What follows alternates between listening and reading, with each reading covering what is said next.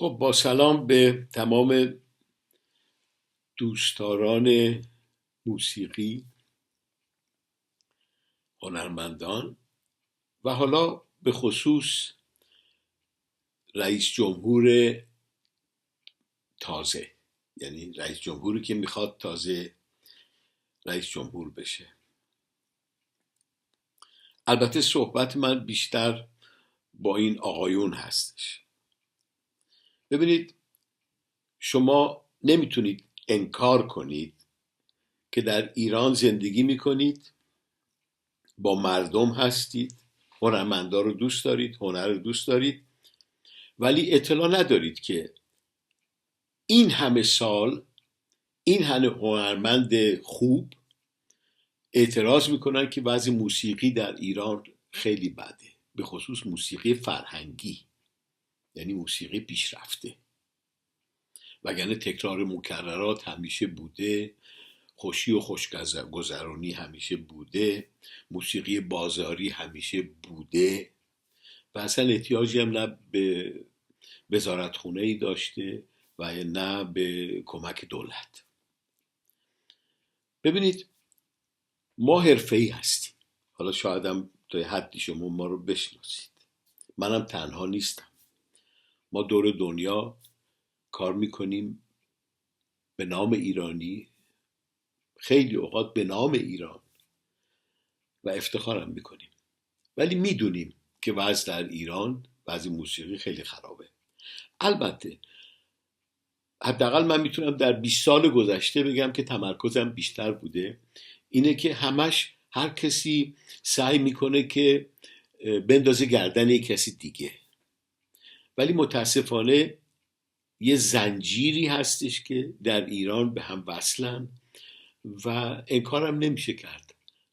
زنجیر محکمیه که همه چی رو در این سطح به ناچاری نگه داشته. حالا ممکنه عمدی هم نباشه ها، یعنی سوء نیتی در کار نباشه، ولی وقتی یک نفر که حرفه‌ایه مثل بنده ایران رو دوست داره، ضمناً نه به پستی نیاز داره، نه به حمایتی نیاز داره، نه به پولی نیاز داره و از هیچ نظر نیاز شخصی نداره، دلش برای موسیقی مملکت میسوزه، به خصوص که میبینه که انرژی خیلی مصرف میشه ولی نتیجه خیلی بده. ببینید، حتما شما شنیدید که چرا کشور ما که در 50 سال پیش از چین، کره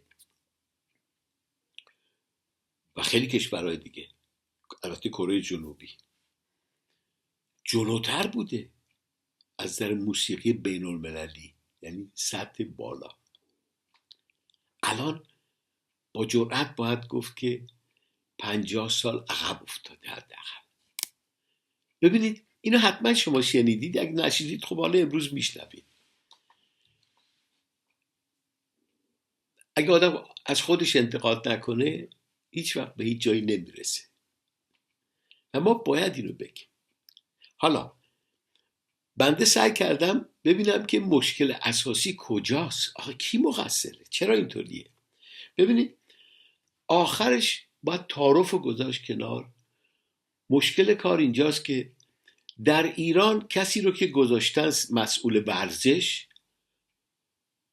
ورزش میدونه، یعنی ما دیدیم چه وزیریه، چه معاونشه، چه مسئوله، چه مربیه، تمام اینا میدونن. به خصوص فوتبال همه میدونن، مردم هم میدونن، ضمناً میشناسن، همه وزرا هم فوتبال میشناسن. در پزشکی کسی رو که گذاشتن مسئول اوضاع پزشکی باشه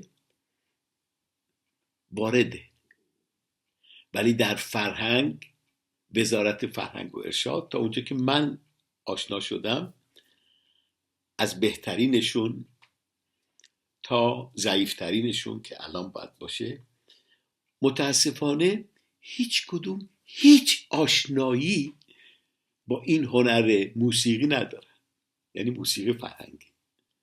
یعنی چی بگیم؟ یعنی بی سواد.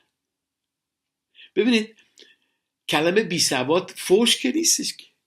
یه کسی که سواد نداشته باشه، فارسیشو من فارسی دیگه بلد نیستم، میگن این آدم بی سواده دیگه، یعنی نمیتونه بخونه، به همین سادگی نمیتونه بنویسه، نمیتونه تشخیص بده. تا الان، تا اونجایی که من اطلاع دارم و آشنایی داشتم، اینه که هر دولتی که سر کار اومده نسبت به وزیر فرهنگ و ارشاد دقت نکرده، یعنی فراموش کرده که یکی از مهمترین کارهای وزارت ارشاد داشتن هنرستان‌های موسیقی که دولت کلی پول میده. این خیلی مهمه. نمیدونم تالارهای مختلفیه که دولت خیلی پول خرجشون میکنه. بنیاد رودکیه که دولت مسئولشه، یعنی وزارت فرهنگ و ارشاد. اینها کلی پول مصرف میشه براشون، خیلی بودجه گذاشته شده، ولی با وجود این همه غر میزنن که نتیجه نداره. چرا؟ برای که تفلکی وزیری که مسئول این کاره اصلا آشنایی نداره، معاونش آشنایی نداره، معاون هنری آشنایی نداره. در بنیاد رودکی که تمام تصمیم‌های بزرگ موسیقی مملکت گرفته میشه آشنایی ندارن. چی اتفاق میفته؟ اتفاقی میفته که آقای وزیر یه روزی رفته سینما، یه موسیقی فیلم اونجا رو دیده، حتی گریهش هم گرفته، از بس قشنگ بوده، میاد فردا سازنده اون موسیقی رو اسمش استاد میذاره، بر خاطر که حقم داره، به نظر ایشون استاده. ولی یه دفعه فراموش میکنه که ایران عزیز چقدر استاد داره که کسی استاد صداشون نمیکنه. شما وزیرین، شما یک آدم معمولی نیستین که از یه چیزی خوشتون میاد. یا معاون وزیر میرن سر یه ارکستری که واقعا سطح پایین و خرابه، ولی به نظر ایشون خیلی سطح بالا میاد، میگن به به به به، بلنشیم بریم خارج نشونم بدیم. این حقیقت نداره، درست نیستش، اشتباهه. و چطور میشه؟ اینطور میشه که تا اونجا که من آشنایی دارم، به خصوص الان وزیر الان همش بلوف بزنه. بلوف یعنی طوری نشون بده که ایشون وارده و میشناسه. حالا در مواردی چیکار میکنه؟ ناچاره که ایشون بره از یه عده‌ای بپرسه. بعد ایشون چیکار کرده؟ همین وزیر الان، ایشون قبل از اینکه وزیر بشن، من خوندم، بلکه بچه‌ها بر من همچین میفرستن، من در شهر وین زندگی میکنم، خوندم که ایشون گفتن که تمام گرفتاری‌های موسیقی در مملکت از یه گروه به خصوصی میاد که حالا کلمه مافیایی رو ایشون نگفتن، ولی منظورشون همین بوده، از توی خانه موسیقی بوده، اینا بلا هستن، اینا فلان هستن. وقتی ایشون وزیر شد، بعد از چند ماه اولین قدم‌هایی که گذاشت با همونا بود و الان بدون اونها آب نمیخوره. ببین چرا؟ بیگناه ها، برای که بلد نیست. اینا به نظرش خیلی بزرگ میان، اینا بلدن، ولی نمیدونن که این افراد سطحشون خیلی پایینه. همینجاست که گیر کرده.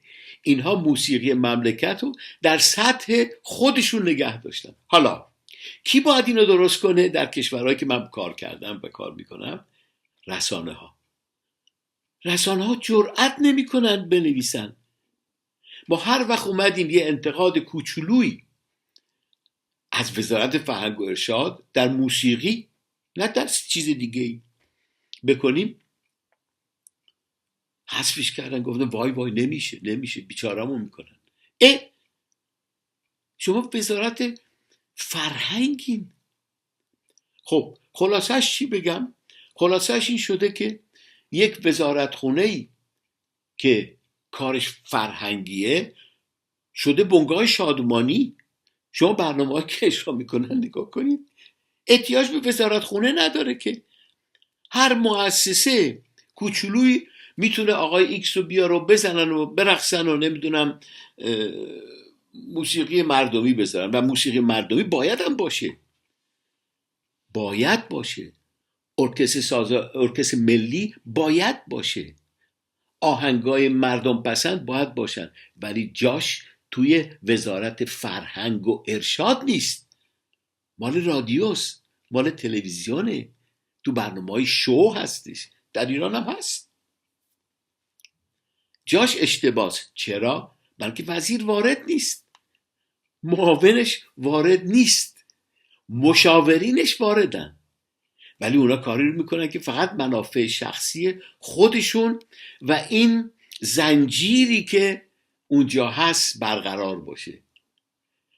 و با اجازهتون در 20 سال گذشته که من مراقب بودم که ببینم چرا وضع مملکت ما انقدر از در موسیقی بده، فقط یه زنجیر دیدم تا امروز.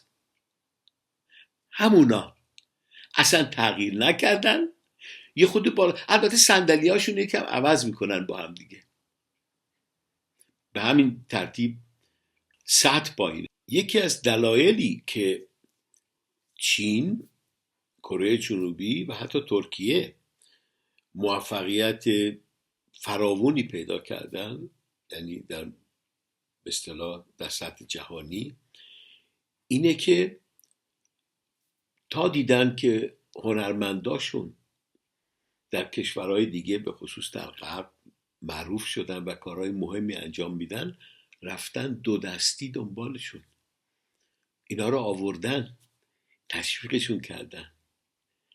در ایران هیچ کسی دنبال اینا نمیره، وزیر که اصلا آشنایی نداره، اصلا نمیدونه شاید چی به چیه، بلکه تو سابقه کاریش هیچ وقتی همچین چیزی نبوده. و نه تنها دورشون رو خط کشیده، بلکه با کمک بعضی از همین گروه های مافیایی اونجا طوری وانمود میکنن که اینا که خارج هستن اصلا اونقدر ایرانی نیستن. ولی من به شما قول میدم که این همه آهنگساز درجه 1 ما داریم، درجه 1، چندین رهبر ارکستر درجه 1 داریم، نوازنده درجه 1 داریم خارج از ایران. حالا در ایران هم همینطوره، ولی در خارج از ایران داریم که بهشون اصلا توجه نمیشه. نکته آخری هم که میخوام اشاره بکنم اینه که ما در ایران صدها، نمیگم دهها، صدها نوازنده سازهای ملی، یعنی سازهای ایرانی داریم که بیکارن. اگر وزیر یک کمی وارد بود، یک کم، حداقل موسیقی سنتی رو که خودش هم شنیدنش رو براش ممکن بود درست میکرد و پولایی که خرج کارهای شادمانی میکنن خرج یک ارکستری میکرد که این همه نوازنده داریم. بعد اون وقت مثل چین، مثل کره، مثل ترکیه ارکستر سازهای ملی داشته باشیم که متاسفانه نداریم. خب حالا من دیگه سر دو درد نمیارم. جناب آقای وزیر آینده، ما که بچه بودیم پدرمون شوخی میکرد، میگفتش دکتر بعد از این. آقای رئیس جمهور بعد از این، یا موسیقی رو از وزارت فرهنگ و ارشاد جدا کنید، یا کسی رو مسئولش بذارید که مثل ورزش و مثل پزشکی حداقل وارد باشه، که الان نیست، الان حداقل هم وارد نیست.